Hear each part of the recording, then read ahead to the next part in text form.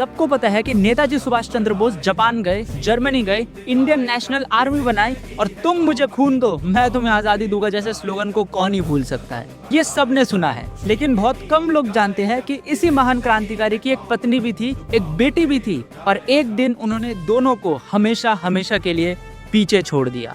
साल था 1934। ब्रिटिश जेलों में लगातार रहने की वजह से नेताजी की तबीयत बहुत बिगड़ गई थी। इलाज के लिए वो वियना ऑस्ट्रिया पहुंचे, लेकिन वहां भी उन्होंने आराम नहीं किया। वो द इंडियन स्ट्रगल नाम की किताब लिख रहे थे ताकि वो पूरी दुनिया को इंडिया का स्ट्रगल बता सके। उसके लिए उनको एक इंग्लिश स्टेनोग्राफर की जरूरत थी।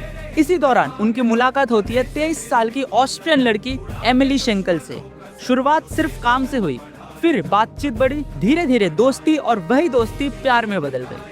26 दिसंबर 1937 को ऑस्ट्रिया के बैड गेस्टिन में दोनों ने एक प्राइवेट हिंदू सेरेमनी में शादी की।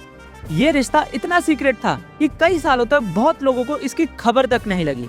1942 में उसकी बेटी अनीता का जन्म हुआ, लेकिन सिर्फ कुछ महीने बाद फरवरी 1943 में नेताजी जर्मन सबमरीन U-180 से एशिया के लिए निकल पड़े और बीच समुद्र में जापानीज सबमरीन I-29 में ट्रांसफर होकर आजाद हिंद फौज की कमान संभालने चले गए।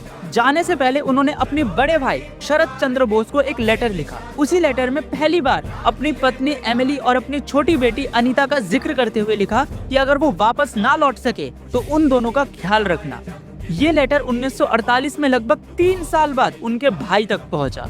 नेताजी फिर कभी अपने परिवार के पास वापस नहीं लौट सके। एमिली ने दोबारा शादी नहीं की और अनीता को अकेले बड़ा किया।